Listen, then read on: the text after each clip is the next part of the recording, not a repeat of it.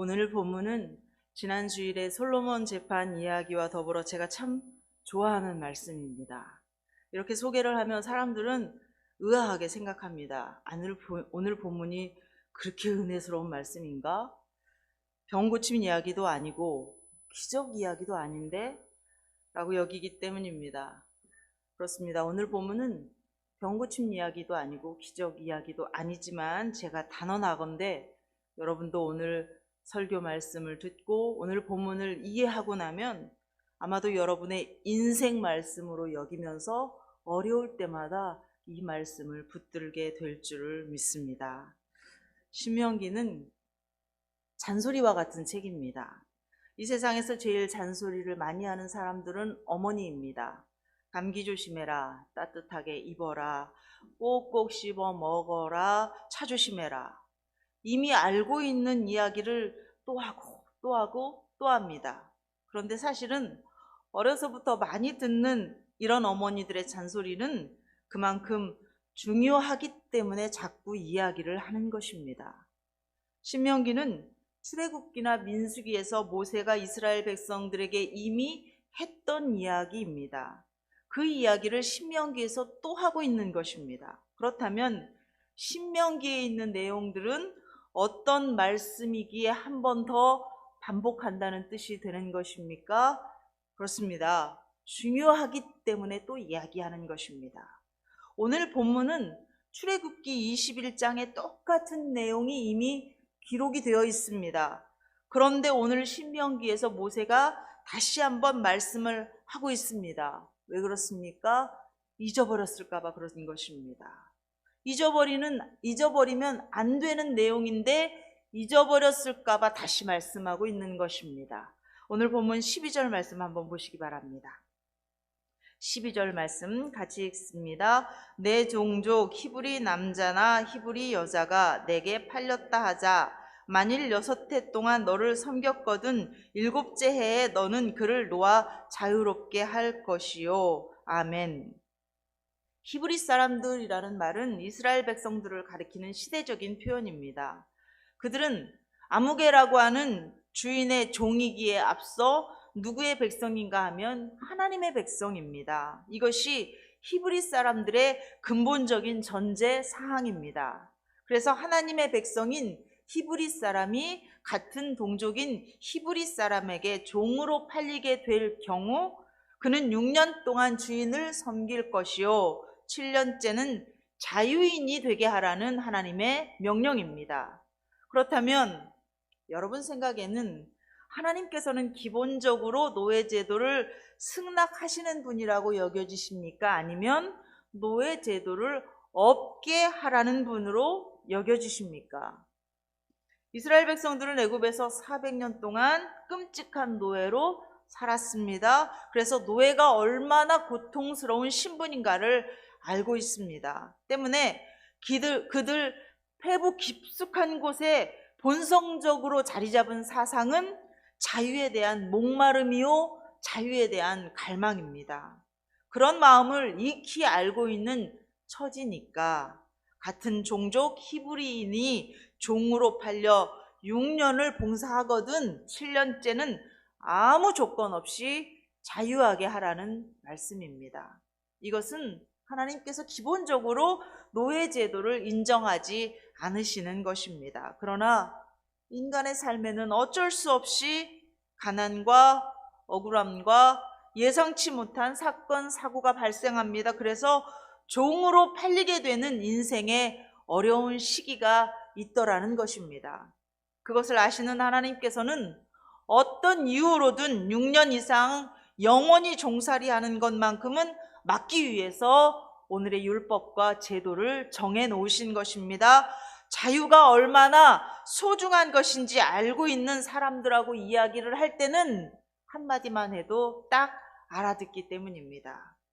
그래서 15절에 다시 한번 하나님께서는 하나님의 입장을 쐐기 박아 놓으셨습니다. 15절 말씀도 한번 보시기 바랍니다. 같이 읽겠습니다.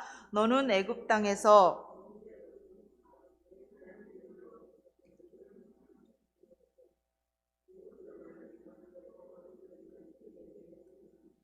아멘.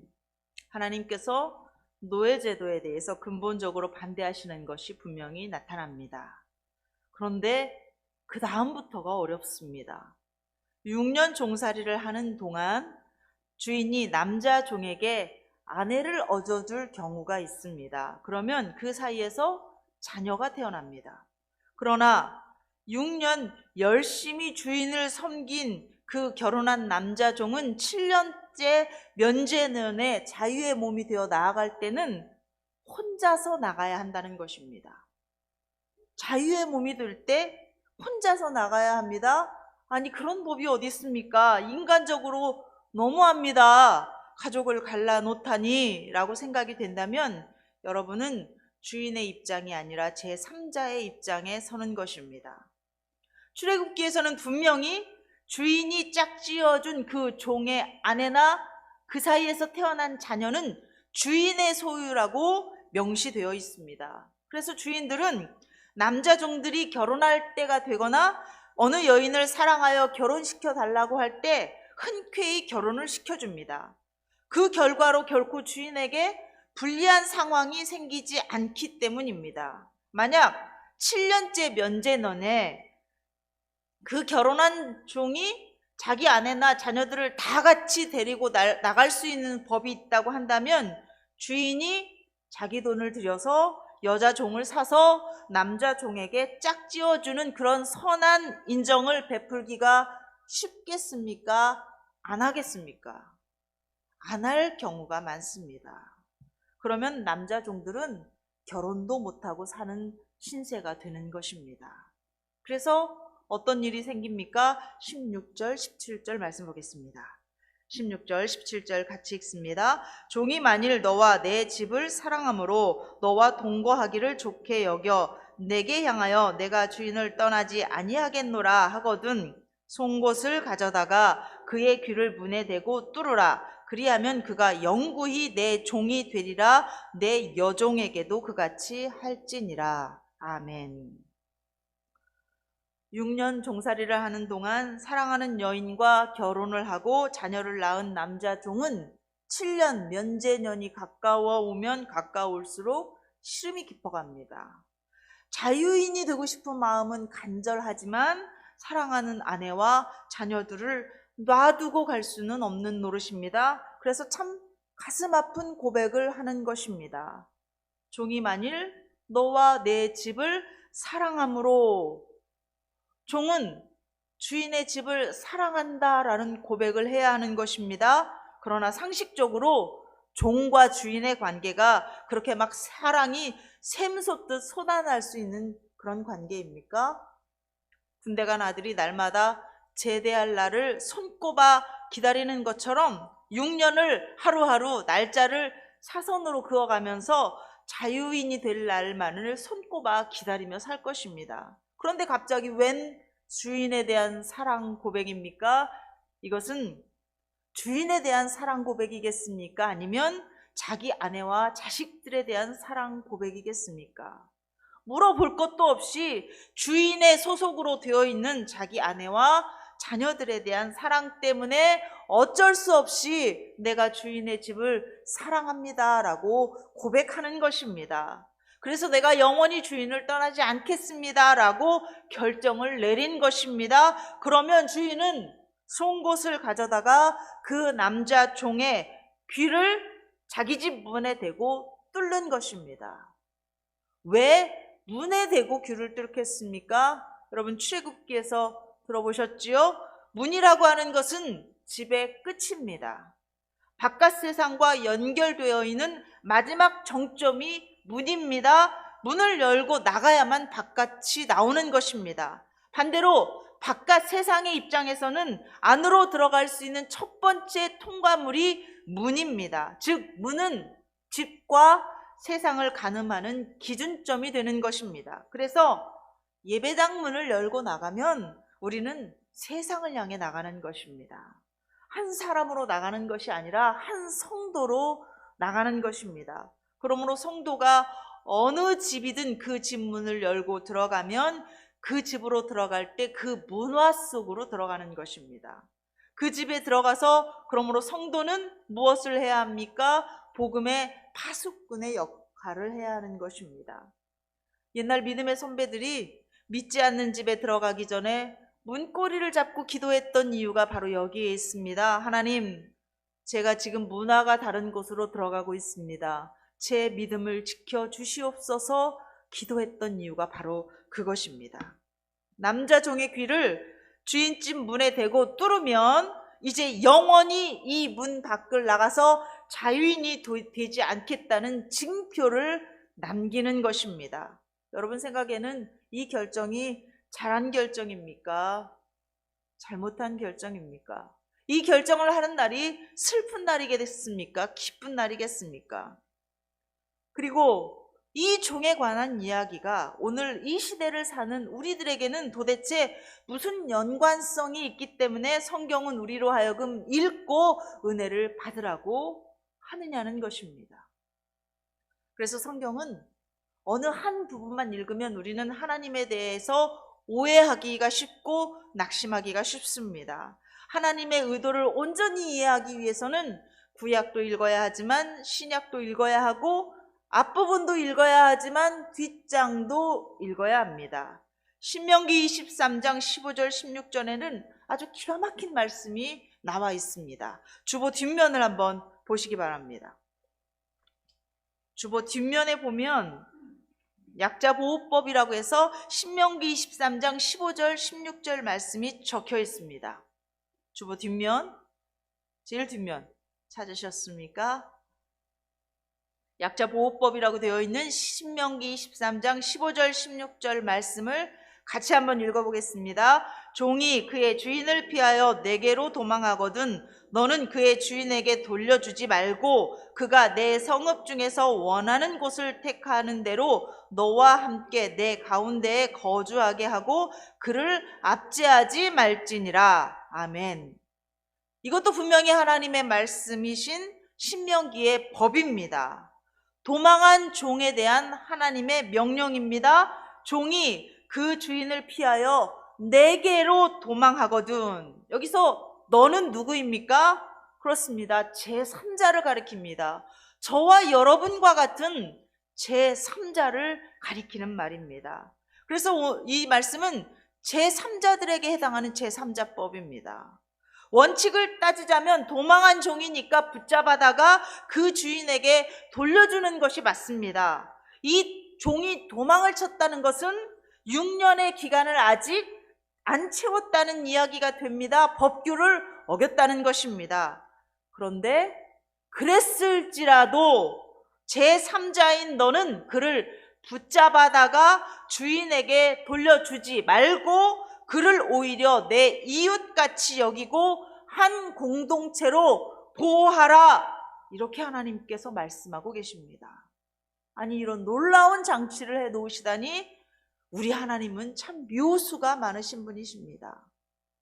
그래서 우리에게는 방법이 없을지라도 하나님께는 우리가 생각지도 못한 놀라운 방법들이 많다는 사실을 기억해야 합니다. 하나님에게 가면 살 길이 반드시 있습니다. 이 율법에 따라서 자유인이 된 인물이 바로 신약에 나오는 오네시모입니다. 그는 바울에게로 도망갔다가 바울이 이 제3자법대로 그를 보호해 주어서 빌레몬의 종이었던 오네시모는 자유인이 되었을 뿐만 아니라 이제는 그리스도인의 종이 되었습니다. 로마서 6장 16절은 이렇게 말씀합니다.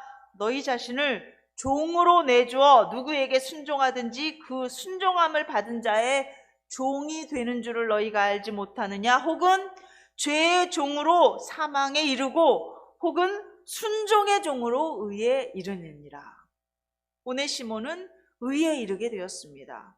귀가 뚫린 종은 영원히 자유인이 될 수 없습니다. 자기 혼자만 그런 것이 아닙니다. 자기 아내 역시 영원히 상전의 소유가 되는 것입니다. 아들도 딸도 상전의 소유가 됩니다. 그렇다면 이 결정이 진정 잘한 결정이냐는 것입니다. 그러면 도대체 어쩌라는 것입니까? 주인은 아내와 자식들을 붙잡고 안 놓아주는데 말입니다. 나 혼자 잘 살겠다고 나가는 것은 못할 짓이라는 것입니다. 그래서 저는 이 설교를 청년들에게 항상 묻습니다.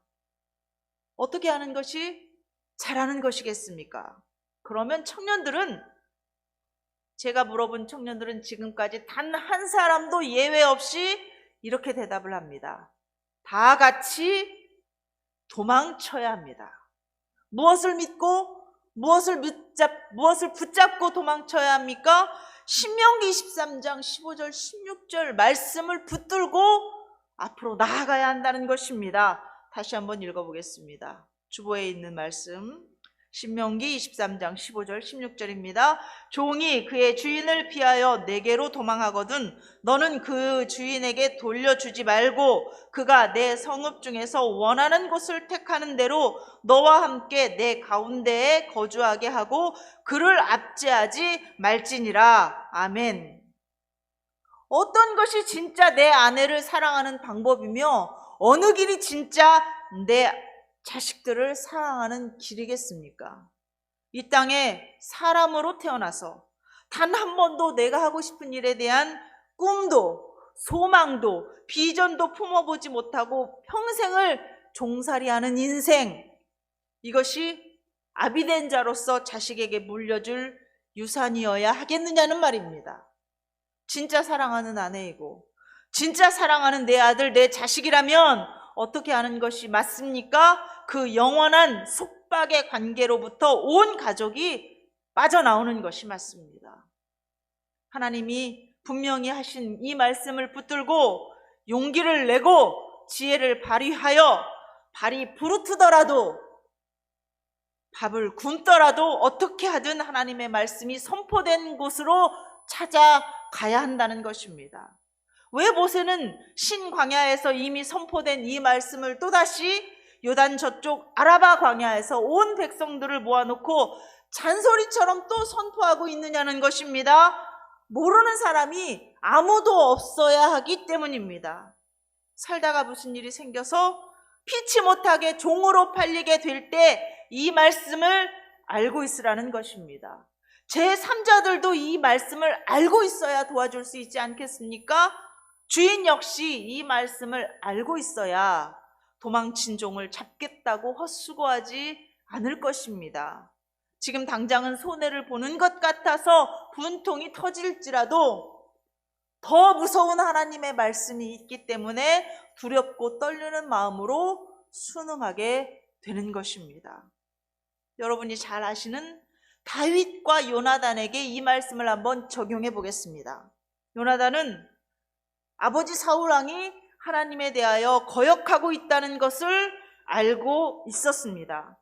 하나님께서 다윗에게 기름을 부으셨고 다음 왕은 다윗이 될 거라는 것을 알고 있었고 믿고 있었고 확신하고 있었고 자신도 동의하고 있었습니다. 그래서 다윗에게도 용기를 내라, 걱정하지 말라, 두려워하지 말라, 하나님께서 너와 함께 하신다, 위로를 했습니다.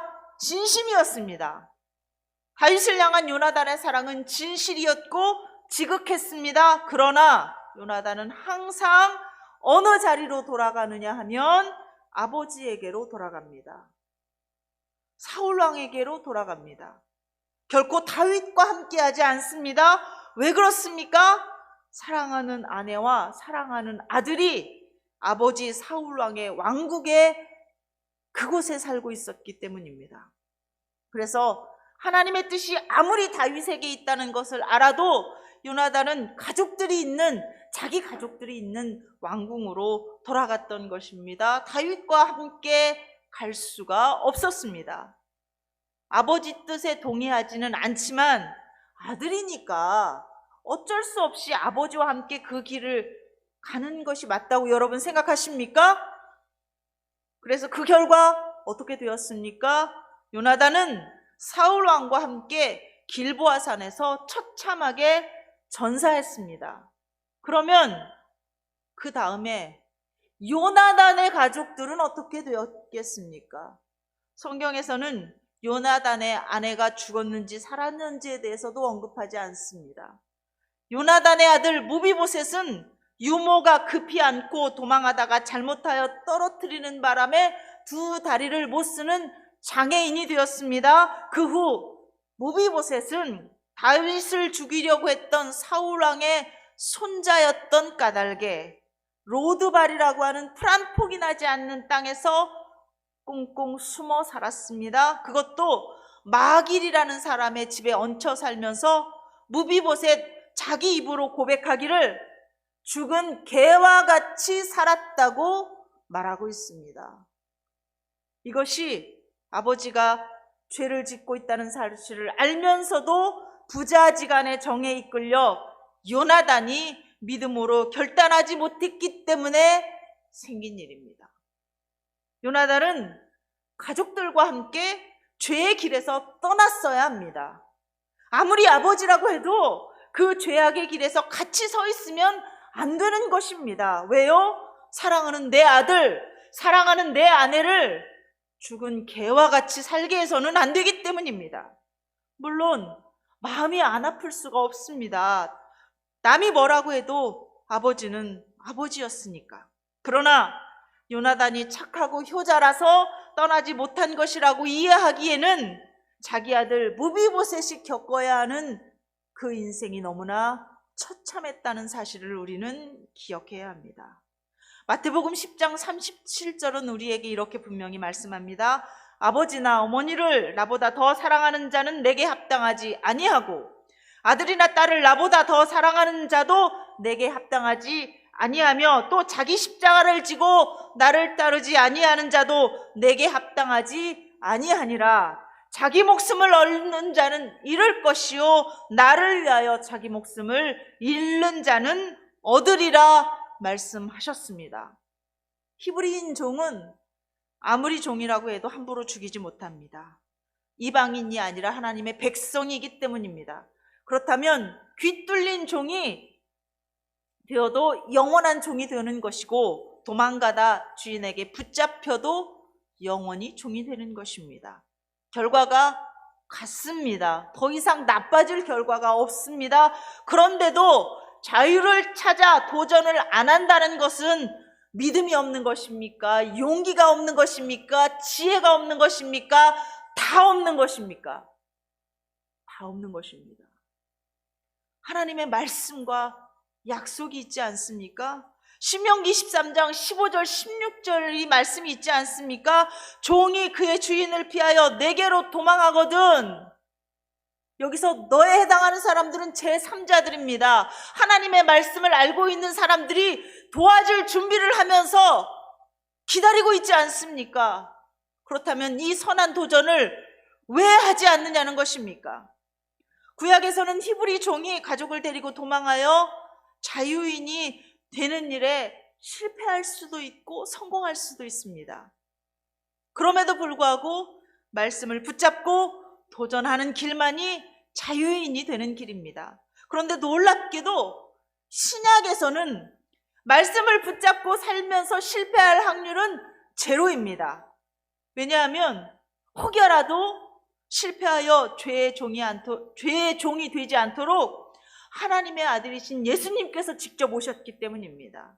이 세상 그 누구라도 그 어떤 권세로도 예수님과 우리 사이를 떼어놓지 못하도록 예수님께서 우리 대신 십자가에서 죽어주셨습니다. 그 다음에 어디 속으로 예수님께서 오십니까? 우리들의 신앙 고백 속으로 예수님께서 오십니다. 우리가 나는 죄인입니다, 주여 나를 도와주시옵소서 하는 그 순간, 바로 그 순간 예수님께서는 우리의 심령 속으로 오셔서 우리가 숨쉬는 모든 순간에 함께 하십니다. 단 1분 1초도 우리와 떨어지지 않으십니다. 그런데도 육신의 정에 이끌려 세상의 편안함에 이끌려 보장된 의식주 때문에 우물쭈물하면서 믿음으로 도전하지 못하고 죄의 종으로 살고 있다면 그런 사람들이 아직도 많이 있습니다. 인간적으로 어려울 때가 왜 없겠습니까? 천하에 요나단도 못한 일이니까요. 그러나 구약시대의 요나단은 못했어도 신약시대를 살고 있는 성도들은 할 수 있습니다. 왜냐하면 우리 힘과 우리 능력으로 하는 것이 아니라 십자가에서 죽으시고 부활하시고 우리 속에 성령으로 임재하시는 예수님께서 하시기 때문입니다. 죄가 너희를 주장하지 못하리니 이는 너희가 법 아래 있지 않고 은혜 아래 있음이니라. 로마서 6장은 말씀하고 계십니다. 사랑하는 여러분, 우리는 이제 세상에 속한 죄의 종이 아니라 하나님 예수님께 속한 의의 종입니다. 그래서 결코 우리가 혼자 해야 하는 것이 아닙니다. 예수님께서 계획부터 실행부터 완성까지 다 주관하고 계십니다. 우리는 흔들리지 않고 오해하지 말고 오직 주님을 붙들기만 하면 되는 것입니다. 혼자 믿는다고 두려워하지 마시기 바랍니다. 여러분은 혼자가 아닙니다. 누가 있습니까? 제3자법을 알고 있는 포항믿음교회 모든 성도들이 여러분을 도와주려고 준비하고 있습니다. 제3자에게는 믿음으로 도전하는 성도들을 도와주고 지켜주고 감싸주어야 할 공동체로서의 책임과 의무가 있습니다. 예수 믿는 한 사람, 그 한 사람뿐만 아니라 그 가족들도 전부 믿음의 길로 인도해 주어야 할 고귀한 사명이 우리들 모두에게 있다는 것입니다. 그러므로 시작하시기 바랍니다. 여러분이 가족 구원을 위하여 시작하시면 온 교회가 돕는 것을 믿으실 수 있기를 바랍니다. 2023년 사람에게는 진심, 하나님께는 전심인 교회라는 표어를 붙들고 우리 모두 믿음과 죄로부터 자유를 향해 달려가는 저와 여러분 될 수 있기를 주의 이름으로 축원합니다. 기도하겠습니다. 하나님, 우리에게 구원의 길을 열어주시고 성령으로 찾아와 주셔서 감사합니다. 또한 약해지는 순간 붙잡아줄 믿음의 삼겹줄도 허락해 주셔서 감사합니다. 도끼가 이미 나무 뿌리에 놓였다고 말씀하셨사오니 가족 구원을 미루지 않게 도와주시옵소서. 친구 구원을 미루지 않게 해주시옵소서. 영혼 구원을 미루지 않게 해주시옵소서. 우리에게 용기를 주시고 지혜를 주셔서 때를 얻든지 못 얻든지 두려워하지 않고 믿음으로 도전하게 하여 주시옵소서. 예수님의 이름으로 기도하옵나이다. 아멘.